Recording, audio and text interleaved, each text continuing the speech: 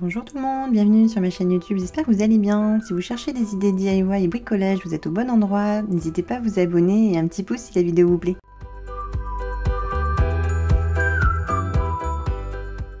Hello les amis, j'espère que vous allez bien.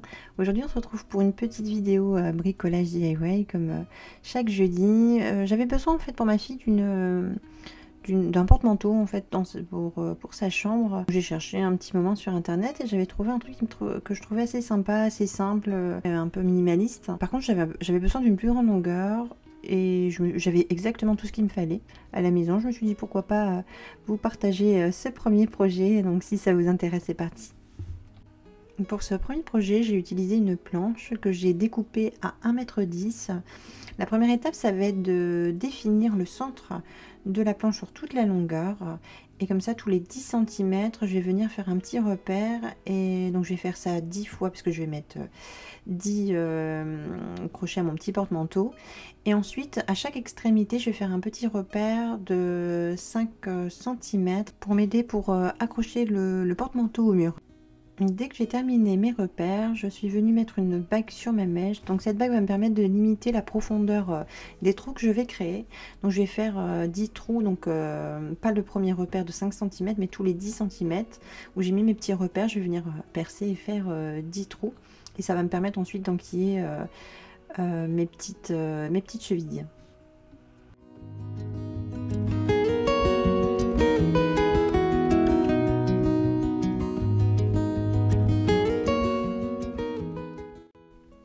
Dès que mes trous sont terminés, je vais venir m'attaquer aux deux extrémités. Pour cela, je vais prendre une mèche beaucoup plus petite. C'est du 4 et 4 mm et je vais venir percer intégralement. Et ça va m'aider ensuite à guider ma vis quand je vais mettre ma vis dans la cheville tout à l'heure quand je vais l'accrocher au mur. Dès que j'ai terminé de créer mes petits trous, je vais venir poncer l'intégralité de la planche pour éviter les petites échardes et que ce soit bien lisse, surtout que je ne vais pas du tout peindre la planche, je vais la laisser telle qu'elle. Et ensuite, pour les attaches, j'ai utilisé des chevilles de 1 cm que je vais venir tout simplement coller avec de la colle à bois.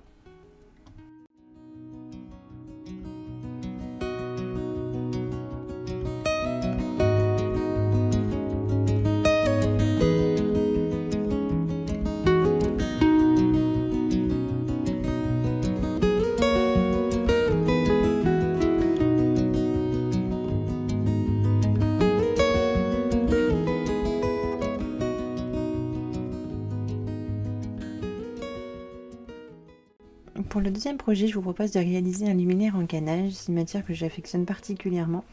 Donc si ça vous intéresse, c'est parti. Donc petit aparté, tout ce petit projet, donc là ce que je vous montre, on pourrait faire tout à base de carton. C'est juste que moi j'en avais plus. Donc j'ai utilisé des restes de DIY précédents. Voilà, là j'ai utilisé un papier mousse et un cutter de précision. Et je vais venir découper une forme de lune, tout simplement. Dès que la première étape est terminée, je suis venue utiliser donc le canage. Pour cela, je l'ai trempé un peu dans l'eau parce que le canage qui n'est pas humide, c'est un peu rigide et c'est compliqué à travailler. Donc surtout, ne pas oublier de l'humidifier. Donc je suis venue prendre la lune que j'ai créée donc en mousse, mais on peut très bien le faire en carton. Et je suis venue dessiner une lune sur le canage. Et tout simplement, ensuite, je vais venir le découper au ciseau. Je vais faire des petits tests pour voir s'il faut réajuster, si j'ai bien découpé la forme de lune, parce que c'est très important qu'elle soit de la même dimension. Dès que j'ai vérifié que tout était ok, je la mets de côté et je vais venir m'attaquer au contour de la lune. Pour cela, je vais prendre un mètre de couture. Je vais venir mesurer la première partie de la lune, pardon, donc l'extérieur. Et ensuite, je vais venir mesurer l'intérieur. Et ça va me permettre de venir découper des bandes de papier carton. On pourrait très bien toujours utiliser du carton, hein. C'est parce que j'en avais plus. Et sincèrement, je pense que j'ai eu beaucoup plus de difficultés avec le papier comme ça cartonné que du carton. Et c'était beaucoup plus difficile à faire la courbe. J'ai fait une vidéo comme ça où je faisais une déco en carton un peu atelier. Et sincèrement, j'ai pas du tout eu de difficulté. Et là, avec ce papier cartonné, c'est un peu rigide. Et voilà, j'ai eu un petit peu de difficulté. Donc, sincèrement, si demain vous voulez vous inspirer de cette création, venez utiliser du carton. Je pense que ça sera beaucoup plus simple pour faire ce DIY. Dès que j'ai découpé ma bande de papier, donc de 6 cm, je suis venue faire un petit repère tous les 1 cm et là je vais venir le plier. Ce petit repère va être très important après pour le canage. Par contre, j'ai fait un petit rajustement, j'ai redécoupé après de 0,5, c'était un petit peu trop large, 1 cm c'était un petit peu trop large. Et il faut savoir que les vidéos que je vous propose, je fais toujours des petits schémas, tout ça, mais il n'y a pas de prototype, donc je rectifie à chaque fois au moment du DIY. Donc il y a des fois des ajustements, tout simplement. Et ensuite, je vais venir assembler les deux éléments avec mon pistolet à colle. Donc je vais bien faire attention de me mettre au bord, et c'est le côté qui n'est pas, comment dire, pas plié. Donc c'est à l'opposé du côté où j'ai fait un petit repère.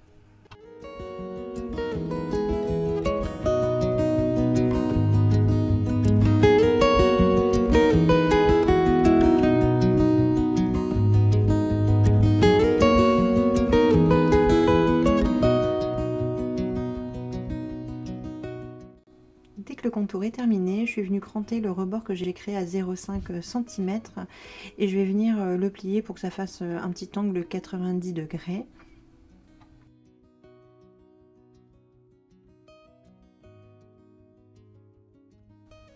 Dans la prochaine étape, je vais venir décorer la lune et venir cacher les petites imperfections. Pour cela, j'ai utilisé du papier imprimé Découpage. C'est un papier assez sympa qu'on colle avec du vernis-colle. Donc je vais venir le coller sur l'intégralité extérieure de la lune. Je vais faire des petites bandes et je vais aussi coller au dos de la lune et aussi également à l'intérieur. Pas sur les contours de l'intérieur, mais sur le fond à l'intérieur de la lune. Donc pour cela, c'est de la colle vernis. C'est la colle vernis que j'utilise, qui marche très bien.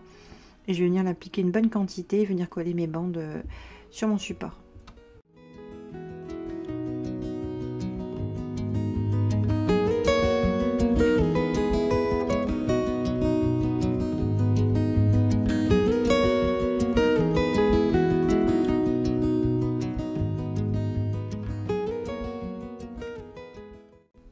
Avant de terminer la décoration, je vais venir faire une petite ouverture au dos de la lune avec un cutter de précision. Je vais venir faire un petit carré. Ça va me permettre ensuite de passer la guirlande lumineuse.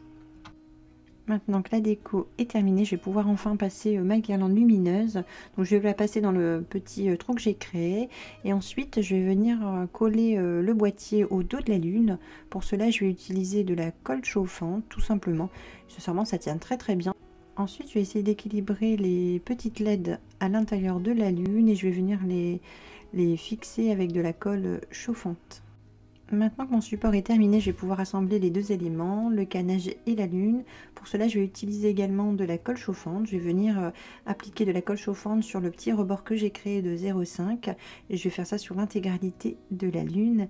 Et pour faire une belle finition au niveau de la lune, ce que je vais faire, c'est que je vais prendre du raffia que je vais venir déplier et ensuite je vais venir replier, parce qu'en fait il est plié en plusieurs morceaux et moi je vais juste le plier en deux et je vais venir coller avec de la colle vernis tout autour de la lune. Je vais faire moitié-moitié, donc la moitié sur le canage et la moitié sur le support en carton.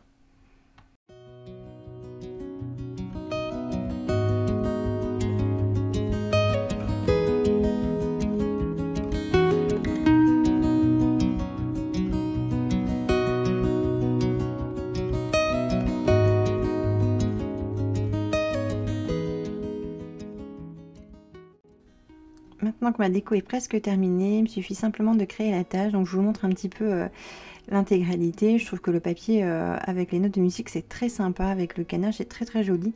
Je vais juste tout simplement avec la colle chauffante venir accrocher une petite boucle que j'ai créée avec un petit cordon et ça va me servir pour suspendre cette jolie déco. Et voilà, je vous montre ce que ça donne quand c'est allumé. Sincèrement, c'est pas le même rendu. Je trouve qu'à la caméra, c'est toujours... Bon, après, je dois pas avoir la meilleure caméra du monde non plus, mais je vous assure que c'est encore plus joli en réalité. Dites-moi en commentaire ce que vous pensez de cette jolie petite déco en canage. J'attends vos retours.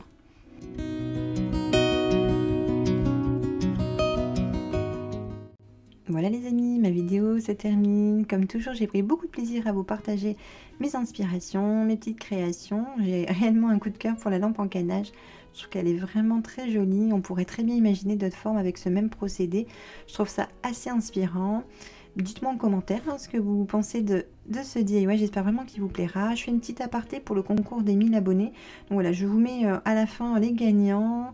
Donc bravo aux gagnants. Je vous enverrai ça le plus vite possible dès que j'ai vos coordonnées. Soit vous pouvez me contacter sur Instagram ou je vous mets mon mail en barre d'infos. N'hésitez pas à partager si la vidéo vous a plu. En tout cas, je vous fais des gros bisous et je vous dis à la prochaine vidéo. Ciao, ciao!